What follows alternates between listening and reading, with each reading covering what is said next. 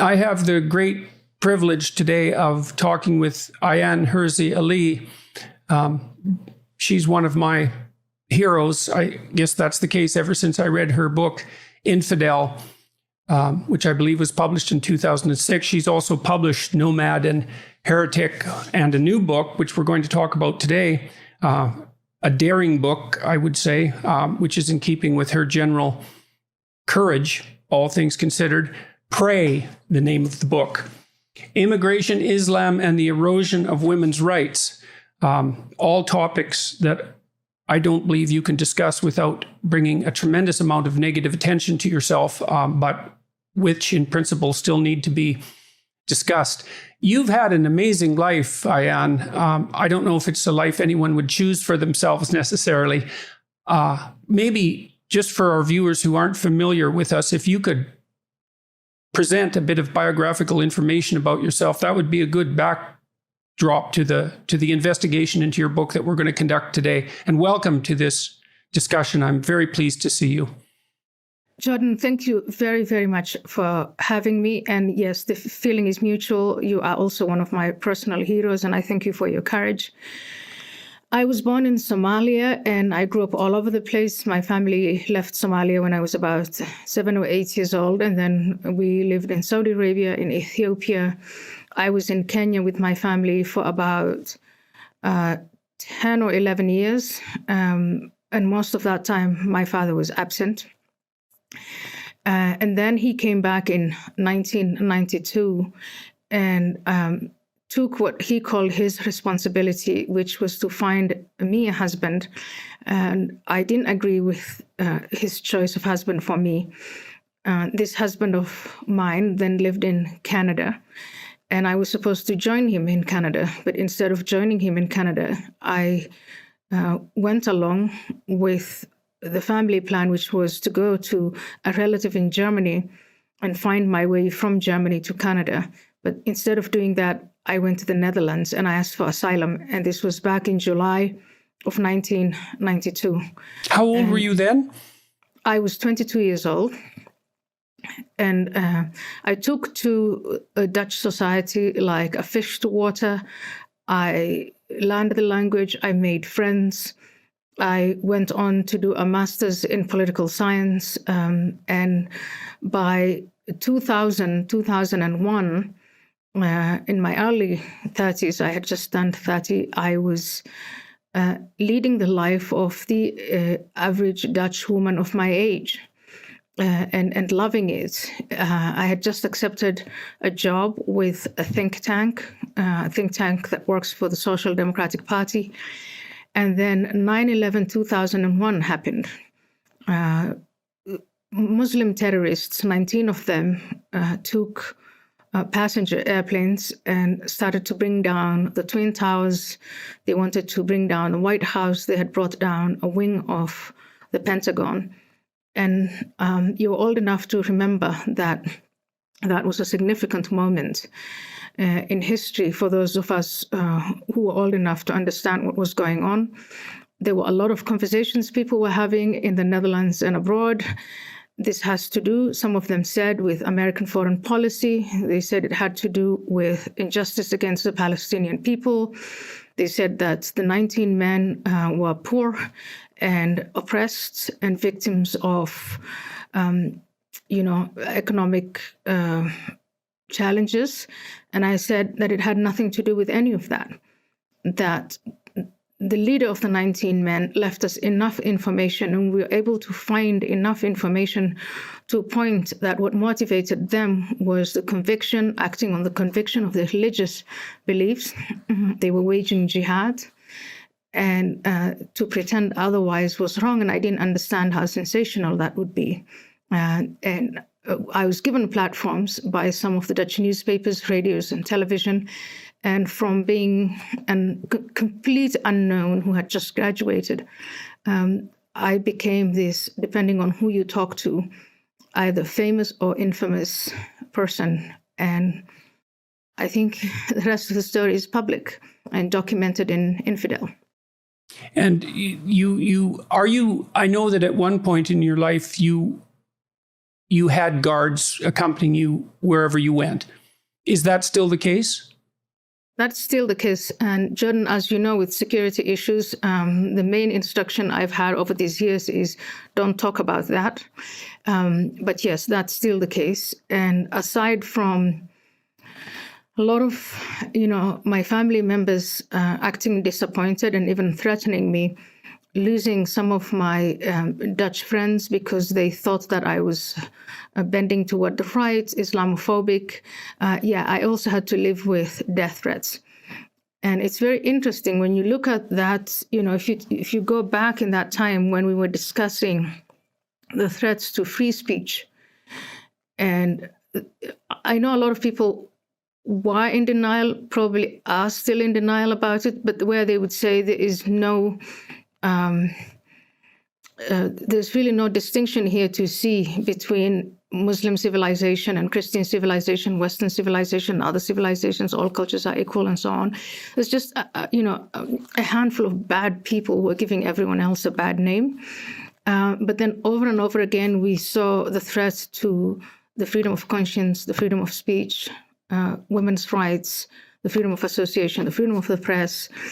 And never, ever did I think that we would have what we now have, which is not a threat from outside forces, whether they're religious or not, but a threat from the inside, from our own universities, where a conversation like the one we're having now, or the subject of this book, is going to be misinterpreted, which is a charitable way of saying it's going to be dismissed. Yes, well, I must say I'm quite terrified to have this conversation. And I was also going to ask you immediately what possibly possessed you to write this book. I mean, it's as if in some sense you're looking at a sequence of hornets' nests and decided to take a swing at the largest one. I mean, I think there's every reason to believe that, at least in the possibility that when I air this episode, my channel will be demonetized and that it could conceivably be taken off the air altogether. And I've had my fair share, not to the same degree you have, certainly, but I've had my fair share of public attack. And I'm rather embarrassed to admit that I don't have the same stomach for it that I once did. But anyways, onward and upward, hypothetically. So back to this, I guess we'll start to talk about this book, Pray, Immigration, Islam, and the Erosion of Women's Rights. I had an uneasy feeling reading it continually. I mean, you do say right off the bat, this is a trigger warning for the entire book. Reading it, you should be triggered. Well, I would say I was triggered by reading it. I was triggered partly as a social scientist, I would say, to begin with, because as I went through the initial part of the book in particular, which deals with statistics pertaining to the sexual assault of women, I was reminded of the many studies that I've been involved in dealing with complex, multifactorial problems. And it's very, very difficult to deal scientifically or mathematically or statistically with a complex social issue. And you run into that problem or encounter that problem over and over among many other problems when you're formulating your argument to begin with. For example, and stop me if I get any of this wrong, you're making a case that there is some threat to women's rights in Europe, particularly, and that's associated with immigration, and that some of that threat takes the form of enhanced susceptibility, increased susceptibility to sexual assault. And then you start to delve into the sexual assault statistics, and then you run into the immediate problems. And it's perhaps worthwhile to walk people through what some of these problems are. How do you define sexual assault, for example? Now, you could define it as if you define it by the most severe crimes, let's say rape, then you miss all the data that might be obtained when you consider all the other forms of sexual misbehavior that might be regarded as assault, unwanted touching on a street, for example. But if you include those, then you risk minimizing the magnitude of the extremely serious forms of sexual assault, like rape, and especially if you do it over a lifetime, and crank up the prevalence rate so high that they start to become meaningless. Now, I know it's an appalling thing that a very large percentage of women, and perhaps an unknowable percentage, face unwanted sexual attention, psychological and physical. But if the definition of that becomes so lax that it's 100% of women that suffer from it, then you divert attention away from, for example, from the more serious forms of sexual assault. So and then you outline as well the difficulties of doing cross-country comparisons, because the definitions vary so much from state to state, and the difficulty of tracking change in sexual assault prevalence in any given country because of the changing definitions of sexual assault that occur within states. And so I was tempted to throw up my hands at one point and think, well, it's impossible to get to the bottom of this. So in the face of all that complexity, what argument have you laid out? And why do you think it's justifiable? So the argument I'm laying out, first of all, is it's the story of women and their safety in the public space. So in this book, I'm not laying out an argument about sexual violence committed by intimate partners. If you wanted that, it would probably be easier to get those statistics. It would be harder to find them categorized along ethnic lines, but still possible. And I'm not talking about sexual violence against women in the office, at work, the themes that were brought to light by the Me Too movement. So those two things are not the subject of this book. What I'm talking about is the public space. And so I don't start first with statistics. So I'm not a social scientist, and I don't think of myself as a social scientist in terms of trying to acquire empirical data, analyze that, and interpret it. What I do is it starts with experience. It is in Northern European countries, a decade and a half ago, maybe even a decade ago, women took it for granted that they were safe once they left their front door. Not all women. Some neighborhoods are worse than others. But in general, in 1992, when I came to Holland, I don't recall ever being feeling unsafe in the public space. I was with my Dutch friends and I thought it was striking that women took it for granted in the Netherlands that they were safe in the public. And I saw that in other Northern European countries. And when I asked questions about that, they said, are you out of your mind? What's wrong with you? Where you come from, don't you take it for granted? And I described to them the societies that I grew up in and how incredibly difficult it was for a woman to get out of her front door and enter the public space without being catcalled after. And so then I go from the descriptions of verbal sexual violence or sexual propositions that are inappropriate and lewd and obscene and are harmful and hurtful, all the way to rape. And these women were just stunned. A decade later, I'm hearing from white women in some of these countries describing situations that I thought were, but that's weird, that's very interesting, that's a real change.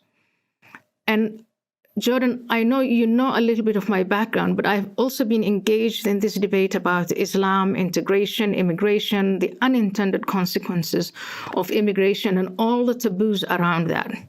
So when I first proposed writing this book, it was, for instance, my husband saying, the argument it won't go anywhere because you will not be able to get to the statistics. And I thought, well, I'll try. And so I started calling up these justice departments of these various countries, and they would provide me with the reports they had made of sexual violence against women in the public space. And some countries, again, are totally as you describe, the definitions shift. Some countries say we do record sexual violence against women, but not the ethnicity of the perpetrators or the religion of the perpetrators. In some countries, you would find the testimonies of the victims, and they would say that was an Arab-looking man, that was a black man, that was a man who spoke with a foreign accent. And I would ask the people who say that they've collected these statistics, why don't you have that information input? And then you would always run, it would always be off the record, but you would always run into the issue of, well, the issue of immigration is really controversial. The issue of Islam is really controversial. And if you take those two and then you link it to sexual violence, oh my God, you're going to empower the right-wing populist parties. You're going to stigmatize Muslims and Islam. It's not all Muslim men. It's a universal phenomenon. And I agree with all of these things, but we still have a problem. The safety of women in general in the public space is compromised. So how can we collect statistics if, as a social scientist, you start shrouding all these issues with complex cultural and political factors? Please, Jordan, let me give you an example. From January of last year to January of this year, I think today is the last day, it's the 1st of February. We have had all to live with the pandemic. We've had a lot of conversations and disagreements about it. But in 1 year, we've been able to collect the most important data, statistical data that we need about what the virus is, who's affected, who's likely to die, who's likely to survive, what are the things that we need to do. And we have, in response to that data, in response to that knowledge that we gather, put policy or policies in place that constrain our liberties to a great deal. We've overcome huge taboos. The problem I'm talking about, this public safety and the safety of women, I want to date it back at least for 2 decades when it comes to women in the general public space. And we can never even agree on what data is important, let alone collect it effectively, and let alone produce effective policies to address that. So I'm going to ask you rude questions because they're the sorts of questions that are going to be brought to bear in relationship to this book. And so they popped into my mind constantly. In light of the fact that it's so difficult to gather data on something, let's say, as definable as rape, physical, and we could narrow that down even more, unwanted physical sexual penetration of a vagina by a penis. How do you go about ensuring that your sense that the safety of women, which is a much vaguer construct, say, term, concept, that the safety of women in the public domain has been compromised? That's the first thing, because if that isn't the case, see, because I kept wondering, well, what exactly is the problem here? And I did believe, as a consequence of reading your book, that your primary concern was that as the public domain, if the public domain becomes less safe, then women are going to have to retreat from engagement on all sorts of public fronts, and that there's nothing about that that's good. That, I believe, is the main thrust of your argument, and so then we'd have to ensure that women's safety is in fact being compromised, that they feel that it's being compromised, and then the next part of the argument is that that can be associated with an increase in immigration, specifically from Islamic countries. And you even evince some doubt about that, I believe, because at one point in your book, you talk about the problem the cultural problem that might be behind this being perhaps not so much Islam, but polygamy itself and its influence, its influence on Islam. So I'm not disputing your claims. I'm trying to adopt, as I always do when I read anything, I would say, the most critical stance to find out where what's solid. And so you're obviously concerned about the safety of women. What makes you think that your concerns are warranted? So again, I want to be, and I don't think it is rude at all. I think asking these questions is it's not only justified, it's crucial. Yes, it's absolutely necessary for this issue to ever be dealt with one way or the other. Or any other social issue that is of this magnitude. I think the most important thing that I can do, or any other observer can do, is to say, I want this to be questioned. And one of the things about the hard sciences, for instance, is that you could replicate data, and then you could experiment, you can then falsify or verify. As you know, with these types of very complex social issues, that is very, very difficult. Having said that, if you were to go out and take the exact same steps that I have done, I challenge you. I will say, I bet you will reach the same conclusions. Now, it is very important to make the distinction between something as gruesome and as horrific as rape.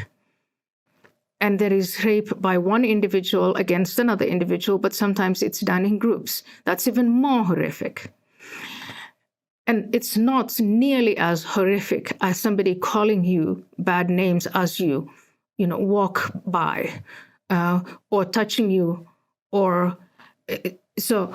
In terms of what is most gruesome, it is rape, especially by groups, and then very often that leads to homicide. So some of the victims actually die. And I didn't want this book to be just about that. When something like that happens in a European country, that is recorded.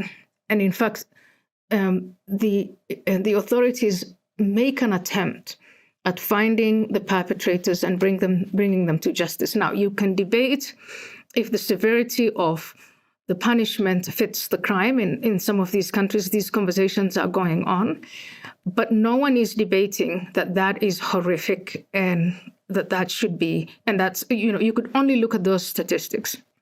If you did that, and then you ask those same authorities for the origins of the perpetrators, in many countries, you are going to run into, we just don't record that kind of data.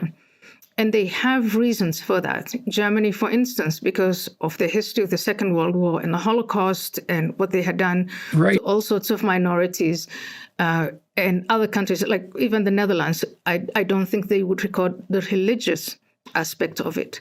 Some of them will, though, record. I've seen this in Norway, I've seen this in Denmark, I've seen it in Austria, even in Germany. At a given moment, there was a recording of the testimony of the victim or witnesses. Or some of the reporters would say, today in court, case XYZ was tried, and the perpetrator was from Iraq or Afghanistan or Syria or Somalia or whatever.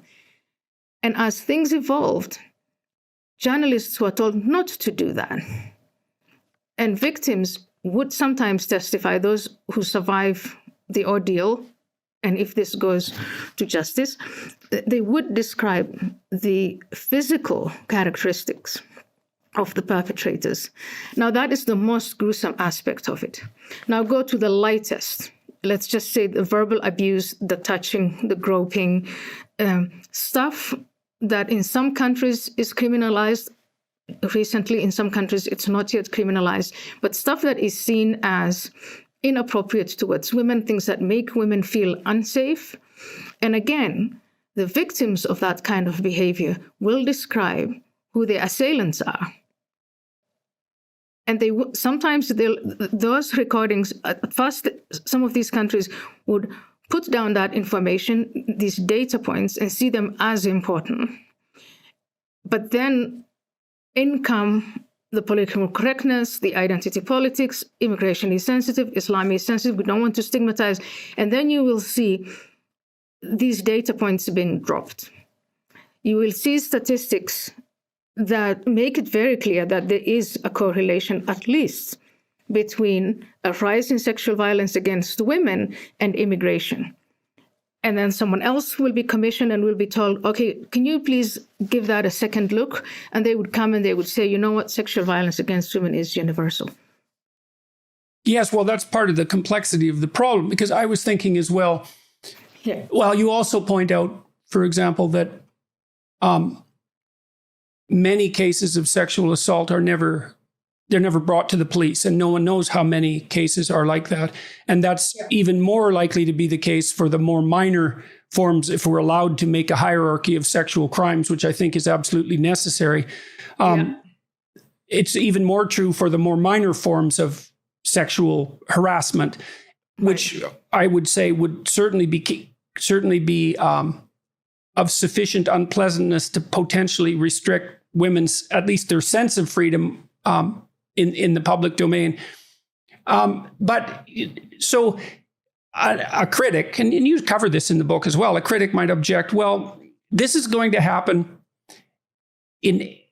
under any immigration scenario if the majority of the immigrants are male, because obviously males are implicated in this sort of crime, and if they're young, because young males are more likely to be criminal in all regards. And so maybe it has nothing to do with country of origin or ethnicity or religious background, but it's purely a demographic matter.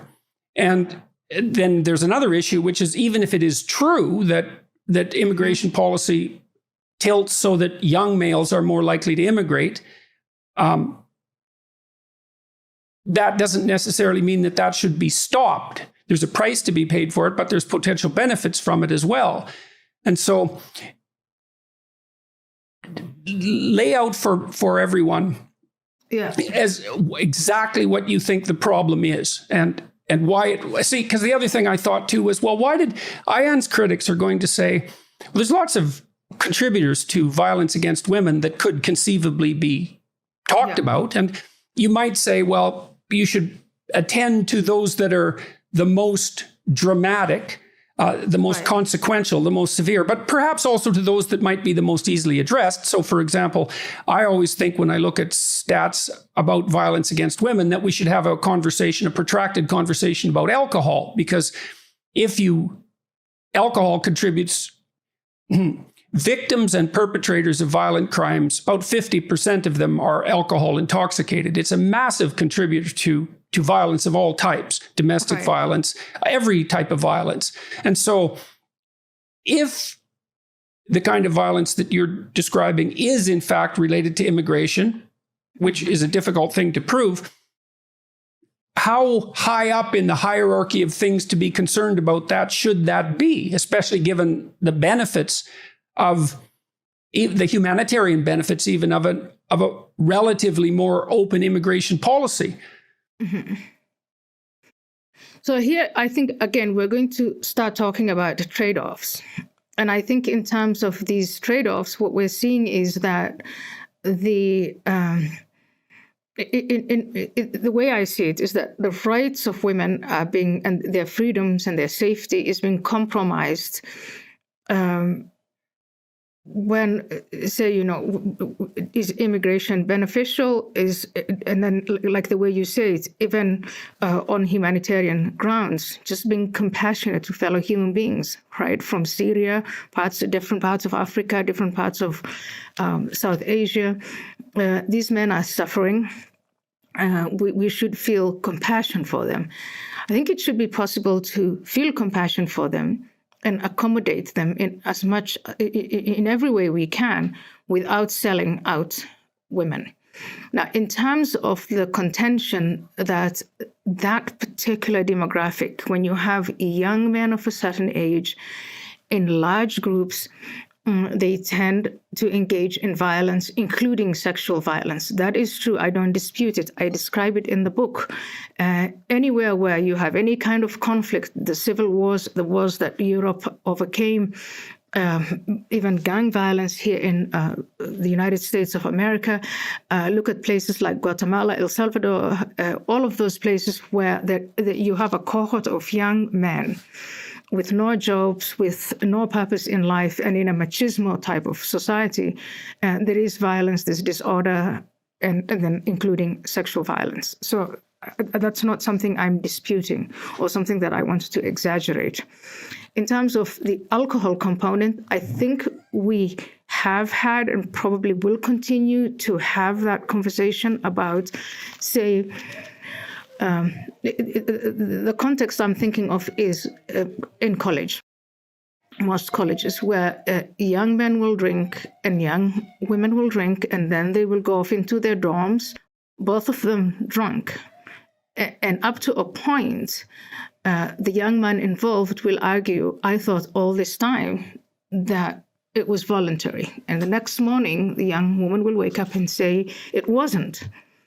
And that is, I think, a conversation we will continue to have. And you're absolutely right. If you consume that amount of alcohol and you put yourself in a vulnerable place, I think you should hold yourself as an individual, and I'm talking about as the female as well, that you have agency, you have responsibilities.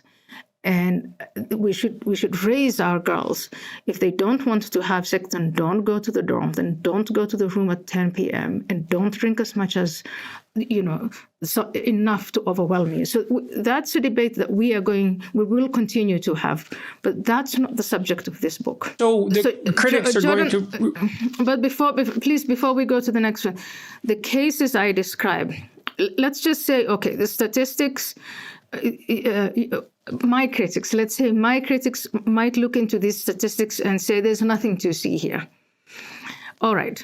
Then you go to the description that I get from the women. So, and I'm not talking about a context of women who are behaving in ways that might be confusing. That's not what I'm talking about. I'm talking about a woman, a mother in a park who's pushing her toddler, pushing her baby with her toddler walking next to her, or a woman jogging, or a woman going to do her grocery shopping, or a woman coming home from work and taking the train and who is terrified by a group of young men who think it's a game. I'm talking about different things where you would say, I'd say, I'll give you another data point. There are now neighborhoods where European women have decided no one is going to protect me, so I just won't go there.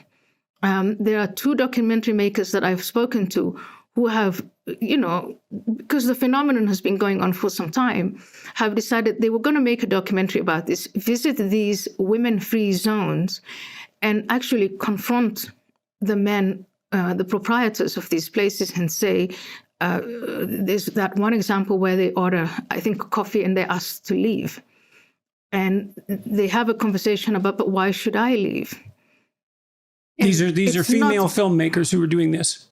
These are female filmmakers who have seen in France certain neighborhoods have become inaccessible for women. They want to address that. They go and talk to the proprietors of these cafes and things. And who is it that brings up the cultural element? It's not the women. It's not the researcher or the statistician. It's the men themselves who say, no, you're not safe here. It's inappropriate. And she says, but this is not like someplace in Algeria. And he says, this part is. You better go. We have another example in Sweden, Northern Europe, where a politician is taken to a neighborhood and he's asked, what is missing? And he's baffled. And he couldn't imagine what was missing. You looked around, it was women. So there are ways of looking at the complexity of this issue and not only relying on the statistics that are gathered by the institutions that are actually supposed to be enforcing the values, the rule of law, the protection of women, because they gather the data And like you, when you said, I finished the book and then I throw my hands up in the air, what are we going to do about it? Many of them do exactly that. They throw their hands up in the air and they decide, let it be. Yeah, well, it's very difficult for me to understand in the present political state of the West. It's very difficult for me to understand how a conversation about this can really be undertaken, because I don't think we're capable of doing it. I mean, which is partly why it's so stressful to try to undertake a conversation like this. I guess what we're trying to do, the problem is that we're pitting two virtues against each other, and those are the most difficult moral conundrums. It's not wrong versus right. It's right versus right. Yes. And on the one hand, there's compassion for the dispossessed, including dispossessed young men in war-torn countries, war-torn and catastrophically riven countries, and the benefits of immigration economically and on humanitarian basis. And then there, on the other hand, there's the safety of women, and it's very difficult not to be for both of those. But unfortunately, there are circumstances where the interests are not going to align. In a context like this one, and the context is where we have been having conversations, not just about having compassion for dispossessed men and not allowing them to then violate the rights of women. We've been having similar conversations about the limits of free speech. And what you sometimes see is people concluding, well, let's not have that win-win where we protect free speech, but we also protect against incitement and violence. That would be a rational discussion to have. It would be a rational outcome. It would be a good outcome for our society. We have this other confrontation, say, between transgender rights and then compromising the rights of women. We could have a win-win. We can lift up transgender people and respect their freedoms and their dignity, and for them to live the way they want to live without compromising the rights of women. But that is the context we live in, and that's when you opened this conversation. You said you were terrified of being deplatformed if we were to have this conversation. And I think it's very, very important in a free and liberal society that adheres to the rule of law to have these uncomfortable conversations. I don't care. So let's walk through the central argument again, is that you're attempting to demonstrate in the book that using statistics, and you outline the unreliability of the statistics and the difficulty of obtaining them, but using statistics and also like on-the-ground anthropology and case reports, essentially, to make the case that there has been a deterioration in the public safety of women over the last, you'd say, 10 years, perhaps? I think in the last 10 years, it's been more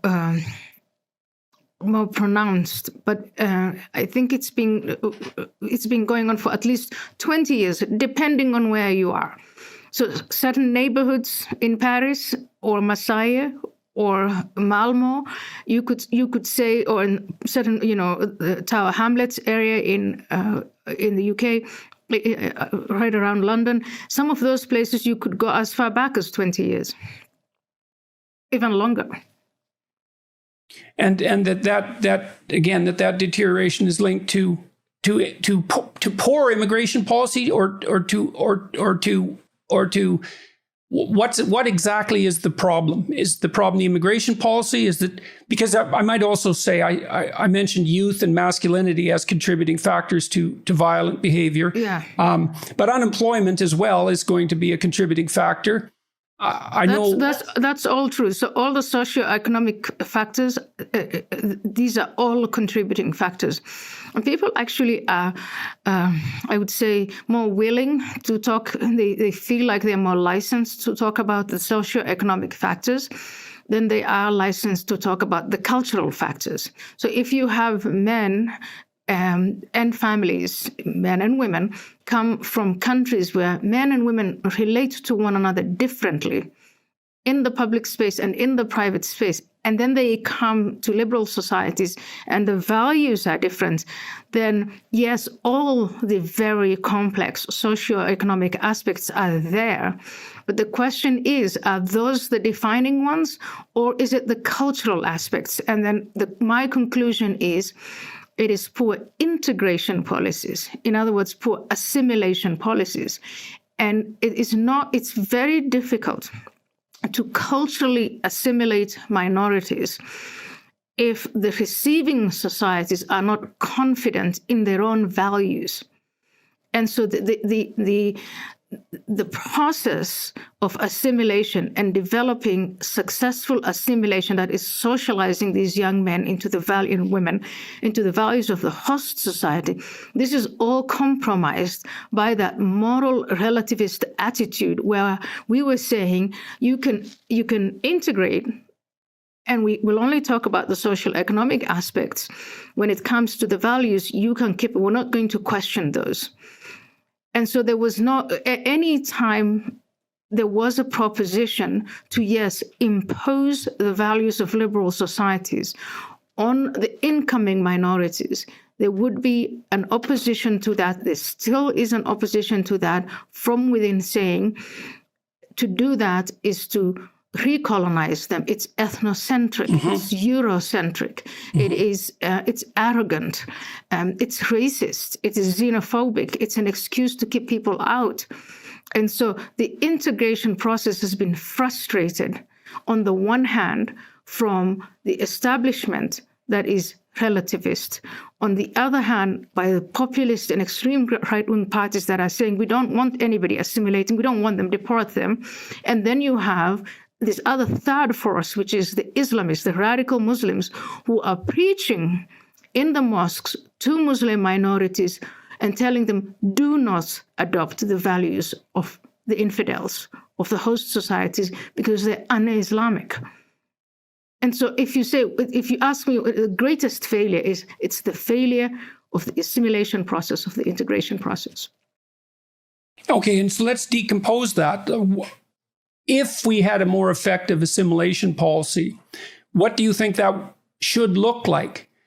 I mean, the obvious issue is employment, and perhaps the problem would disappear to a large degree if immigration policy was matched to employment policy. I'm obviously not sure how that could be done. It's a very complicated problem, but perhaps one policy shouldn't be developed in the absence of another. But I'm wondering, so people read your book and let's say they accept your conclusions I'm going to get you to state again, we've sort of developed the first part of your statement, but which is that women are being compromised with regards to their safety in public spaces, and that's starting to impose counterproductive restrictions on their activities.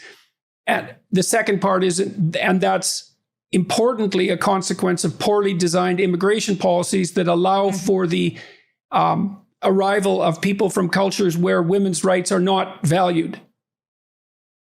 I'm not doing a disservice to your book to make that summary, I'm hoping.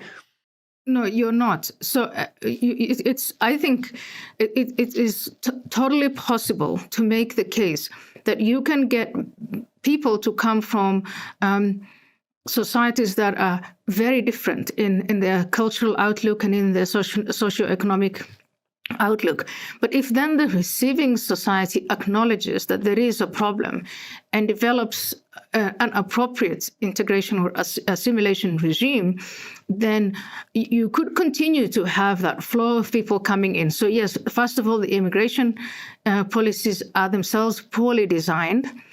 There's a lot of talk of asylum and refugees and humanitarianism and compassion, and very little about the consequences on the ground for the receiving societies as the number goes up and up. Well, you used Germany as an instructive example, and maybe we can just walk through that a bit, because you stated quite bluntly in your book that Angela Merkel was motivated to switch her attitude towards refugees and the borders of Germany as a consequence of an emotional response, a compassionate response, and that well thought through policies weren't in place to back up her transformative actions.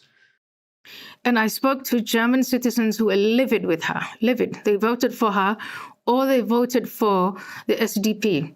the Social Democratic Party in Germany. So these are not right-wing extremists who want to close the doors to immigrants. But these are people who are livid, very angry, and saying this was spontaneous, it wasn't thought through. And they pointed to all the integration issues that were already straining, let me say, relations between various ethnic groups. And they said, we hadn't even attended to that. These are people who are in the second generation, and we were having assimilation issues with those.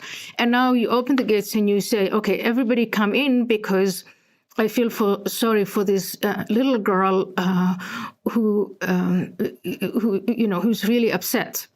And the cameras are on me.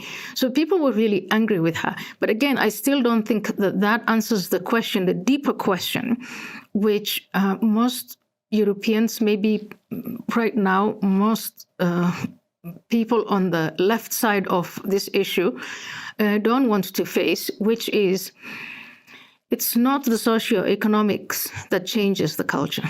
It is the culture that changes the socioeconomics. Do you know much about the immigration situation in Canada? A little bit, yes. And I know that Canada in some ways looks more like Europe than North America. Because they took in large numbers of immigrant men, and some of these situations that I described, some of these anecdotes, I think I could see a lot of them happening in Canada. Yeah, well, it's not been obvious to me that in cities like Montreal and Toronto, that we've seen a palpable increase in the kind of street activity that has produced a decrement in women's feeling of safety. I haven't, that's not something I've been personally aware of. I don't know if that means that Canada might be doing something right. It isn't obvious to me that our cities, Montreal and Toronto in particular, which have the biggest immigrant communities, especially Toronto, hasn't fallen prey to segregation and the development of communities that are distinctively separate from the other communities in the city. I mean, there are obviously ethnic enclaves in Toronto, but I've never had the sense that we have the same problem here, for example, as has manifested itself in France. And Canada does have an official policy of multiculturalism, and I don't think that we're walking down the more intense assimilation route that you were describing. I mean, I'm obviously very pleased to see that. It's certainly not been part of the kind of problems that you're describing haven't really become part of the Canadian national conversation. I mean, it's a strange time now, of course, with everyone locked down with COVID, but it's possible. I don't know why things have perhaps turned out better here, but they seem to have. Well, there's one, again, I'm not an expert on Canadian immigration and integration policies, but one thing that I found striking about Canada is the selection at the gate. So Canada has its own resettlement policies. It has a very aggressive, I would say, compared to some other countries, trying to get in skilled labor. For instance, you have to speak English, you have to meet a lot of criteria before you can get into Canada.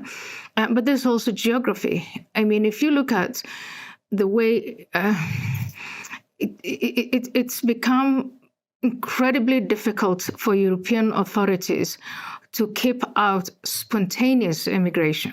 So everybody wants to select their immigrants. And for some countries, it's easier than others. And I think in Canada and Australia are some of the countries that have that geographical component. Well, that's a good point. Yes, absolutely. Yeah. We're not as close to Syria. And so that protected, or that distanced us from the downstream consequences of the Syrian conflict. And not just the Syrian conflict, the economic travails of the continent of Africa. coming, you can come through Libya, you can come through, people just arrive in boats, and the European authorities that are, that deploy the coast guards are confronted with, do you let these fellow human beings die, or do you rescue them and bring them in? And then when you bring them in, whose responsibility are they? Mm-hmm. And the conversation doesn't seem to go beyond that. And I don't think you've seen something like that in Canada. We've seen something like this in the US from some of these failed or failing Latin American countries with the caravans and building the wall. And so we have those conversations in America, but I don't know. No, I think that's a good analysis. The simplest explanation could well be that Canada's geographical position has protected it against many of the events, or shielded us against many of the events that have made immigration such a contentious issue in other countries.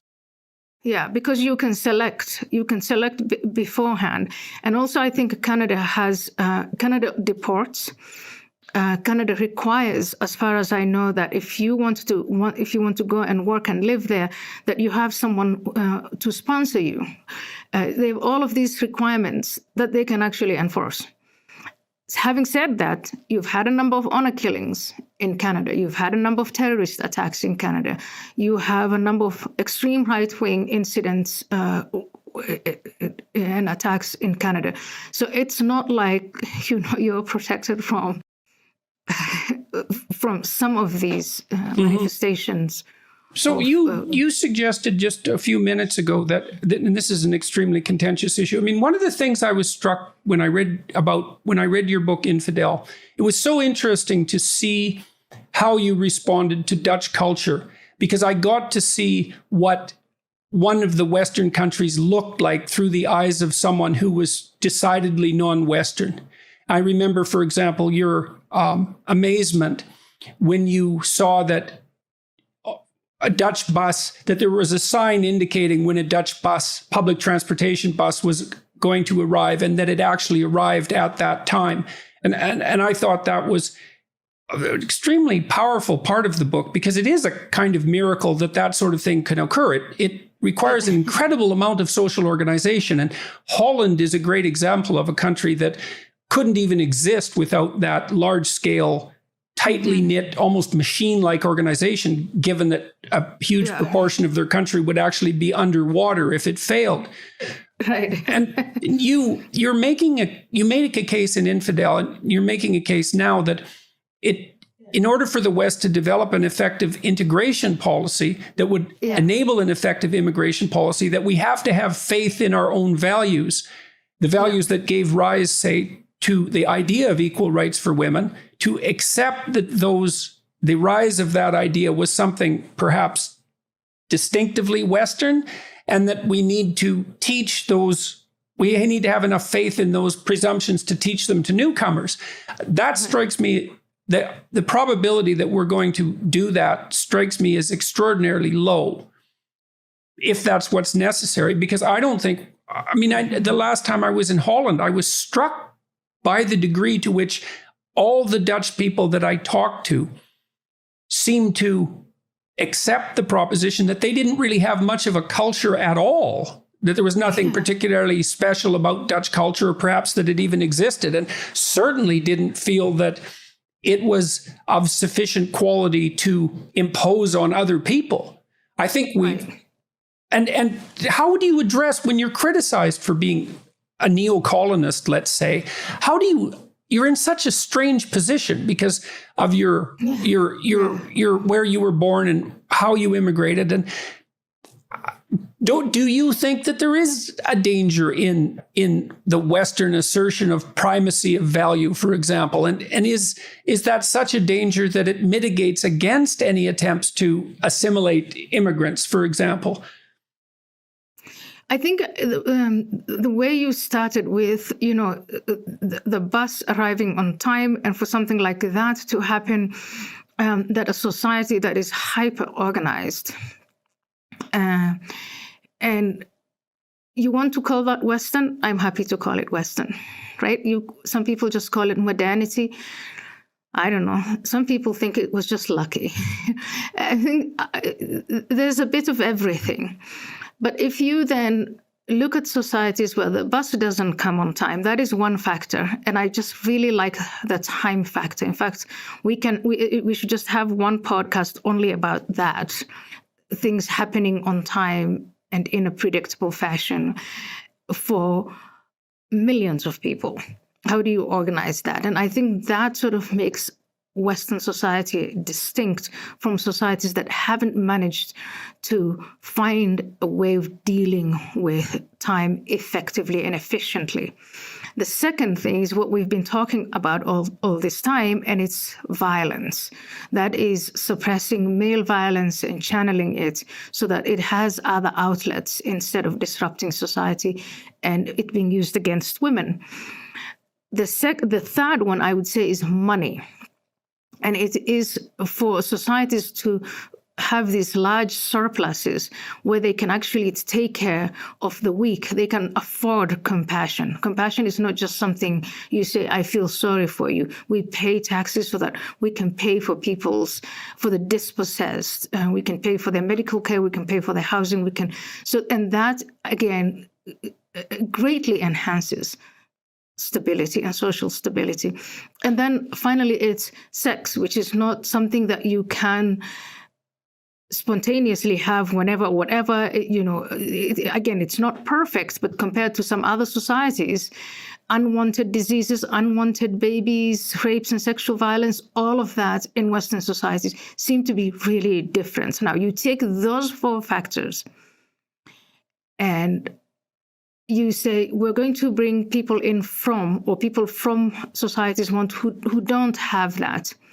Should we bring them into this, call it forced assimilation or just socialization or whatever you want to call it?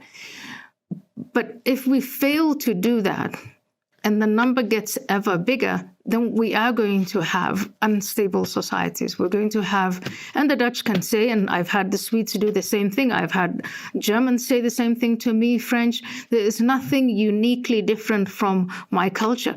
Maybe because they take it for granted, because it's never been challenged. They all look alike, they think alike.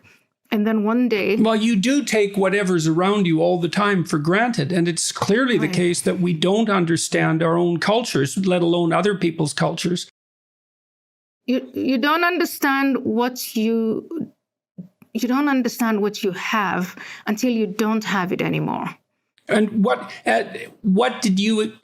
have you experienced the West as having, the values that should be transmitted to the immigrant population that we're inviting in? What's crucial in your estimation? And how do you communicate it? I mean, you tried to do that when you wrote Infidel. Right.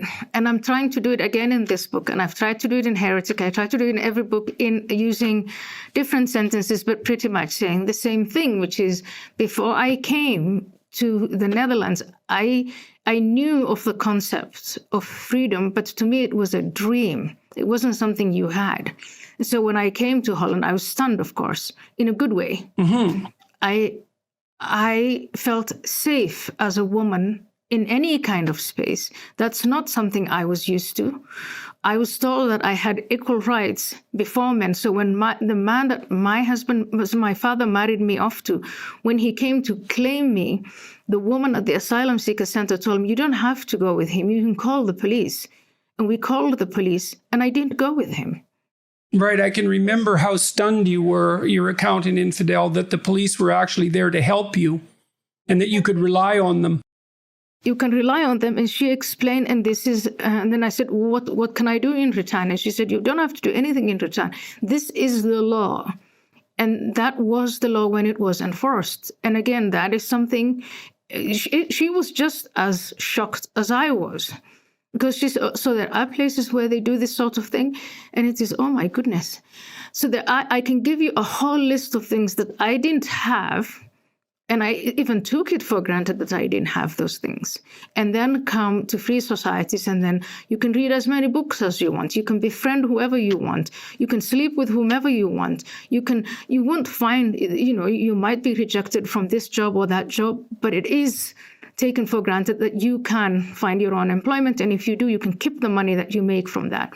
I've been saying the same things over and over again. You can associate with whoever you want. Again, in our conversation when we started, Ali, I told you some of these things are changing, and they're not changing just because of external factors like Islam or immigration.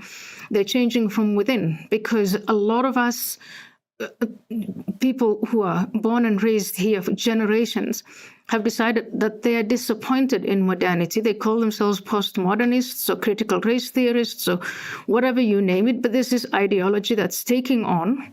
You can see it in newsrooms, in publication houses, tech world, and there is an alarming rejection of the fruits of modernity, of free speech, of all the things that I was impressed with when I came to the West. So you contrast an Islamic attitude towards women with a Western attitude towards women. So do we say that that's a contrast between the Islamic attitude towards women and the Judeo-Christian attitude towards women? Is it reasonable to make that a religious issue? Or what do you think about that? I mean, is it? Yeah, it is a religious issue. It's a cultural issue. It's also an issue of not only generating and being the motto behind modernity and constantly modernizing, which is what Western societies are constantly doing. And then obviously the religious component for me, when I analyze the leadership of Islam, is the disappointment with modernity and the rejection of that. And again, that is why I keep What are going they back rejecting, do you think, that we've accepted? What are the differences that enables the emergence of the idea that women could be equal, or that they are equal, and that they should be, that equality should be fostered and treasured and developed? What's the difference? I'm not expecting you necessarily to know the answer to that, but it is the issue. Yeah. Well, the issue is when you study the narrative that the radical Muslims preach and propagate, there is this deep disappointment that Islam is no longer the dominant force of the globe. And the answer that they give to that question is because they strayed away from the pure doctrine and the behavior of the Prophet, especially when he was in Medina and he had become so powerful. He had conquered not only Arabia, but then went beyond, and then his disciples went to almost every continent. And they were dominant. Then what went wrong? And I think people like Bertrand Russell and others have tried to give the answer that they came late to the game of modernity and then had these debates about, well, if we want to move forward and catch up with the West, whom they looked down on, then we have to become like them. That was the attempt that Kemal Atatürk made in Turkey. Mm-hmm. But then another force, a retrograde force, these are our modern Islamists, said, no, that is actually the wrong answer. We have to make them submit to us. And when I say they reject modernity, they like the gadgets and the nuclear weapons and that sort of modern stuff that makes them feel dominant or strong. But when it comes to adopting attitudes such as liberating women, they recoil from that. Absolutely. They recoil from that because they think that's what's going to take them apart. That's looking like them. Or running your societies according to that time machine that the West does. They think that that's all empty, looking at the clock all the time.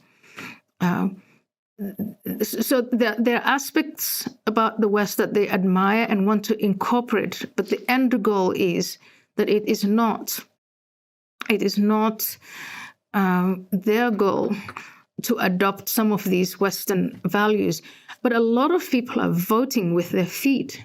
There are people who are poor, dispossessed, subjected to all sorts of violence, who want to come to the West and start all over again. And those are the people we're talking about. And I think to give those people a chance to actually become a part of modernity and modern society is to assimilate them. And the way to do it is just by admitting that some of these, the voting with the feet says it all. Well, the classic response to that, the classic criticism of that perspective would be that those dispossessed people wouldn't have had to vote with their feet if the West hadn't engaged in its colonial mission and devastated the economic opportunities of 2/3 of the globe while elevating themselves to positions of unearned superiority. And of course,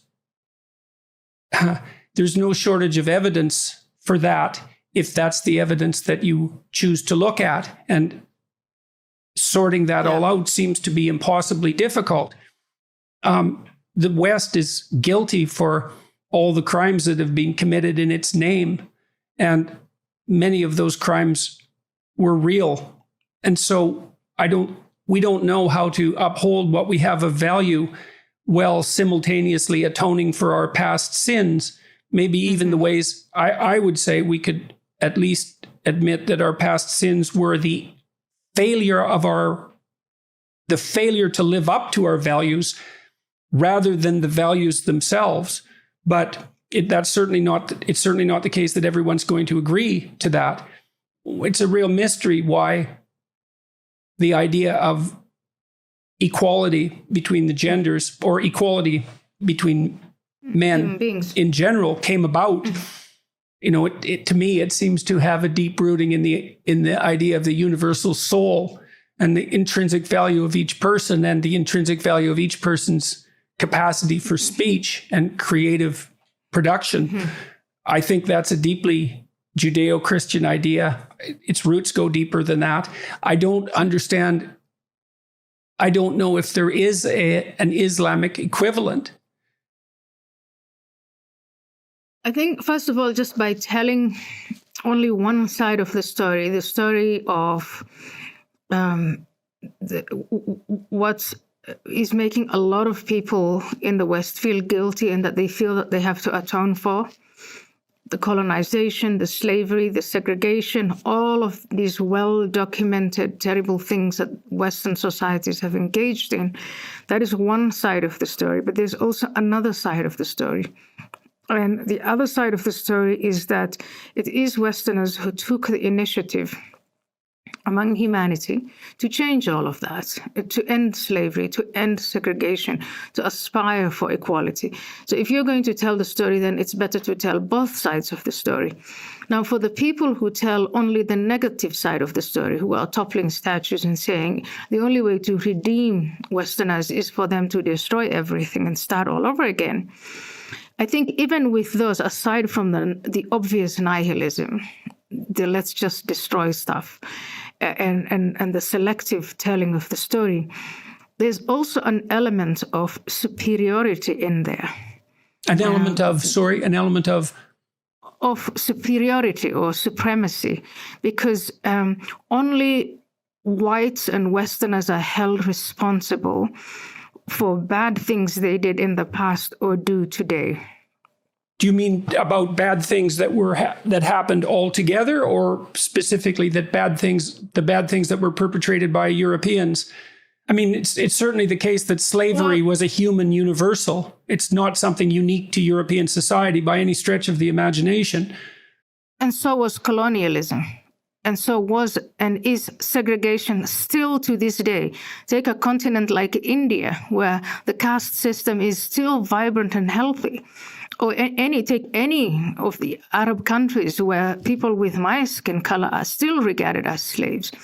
So I think if you want to litigate history and all the things that were done bad by human beings, selecting only whites, and especially white men, and saying only they have to forever atone for their sins, is in itself an expression of supremacy, because holding the Arabs and holding the Chinese right now are engaged in a genocide against the Uyghur people.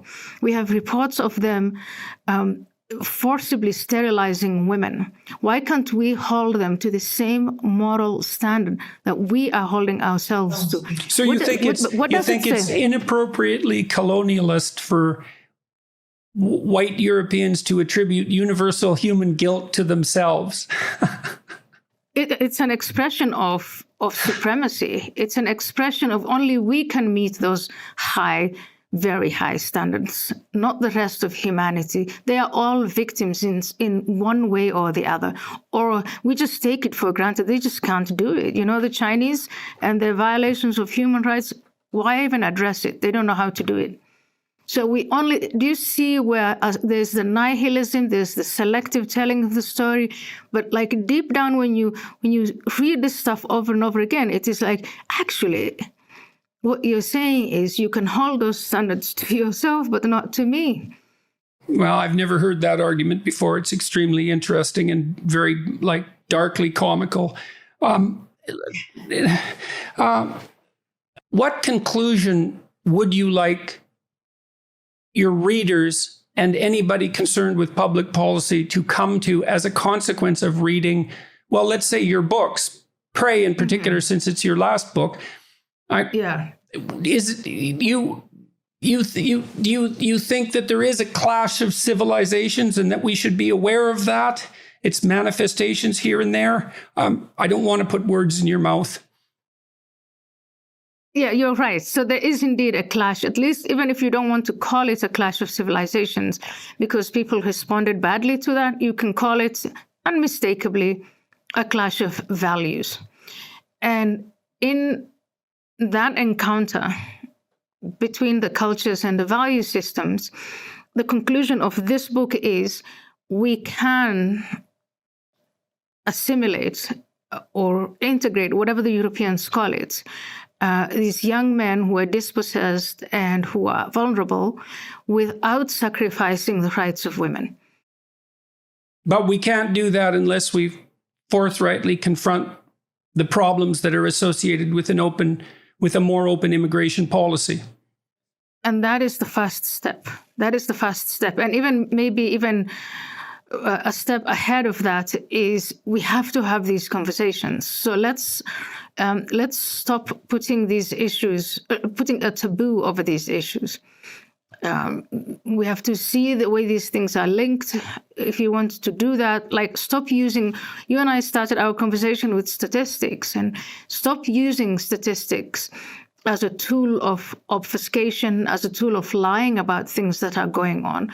Let's use statistics and data actually to open, to solve these problems. And we can't if we keep on declaring, if we demonize one another and we moralize towards one another. And then we don't know where to go from there. So then we start compromising free speech. And so then you can't have these conversations. So maybe the first step is, I wish this book would only contribute to the opening of that conversation. It's not just about women. It's about this, how to coexist with one another in places in Europe, in America, on the globe. I've had the distinct complicated pleasure of speaking with Ayaan Hirsi Ali today, and she's the author of multiple books, including this one, their newest, published in 2021, called Pray: Immigration, Islam, and the Erosion of Women's Rights. Ayaan is launching a podcast Monday, which is February 8th. Monday, February 8th, and as well as launching her new website, which is ayaanhirsiali.com. I'd encourage anybody who wants to know more about Ayaan's thinking to visit her website and to attend to her podcast, which I'm sure will be very interesting and no doubt perhaps more interesting than people will be able to tolerate. We'll see. Thank you very much for talking with me today, Ayaan. It was a pleasure to see you again. Thank you, Jordan. Thank you so very much. And we could have continued this for a good long time, but had to go to the kids. So thank you so much for having me. Bye-bye. Bye-bye. Thank you. Bye-bye.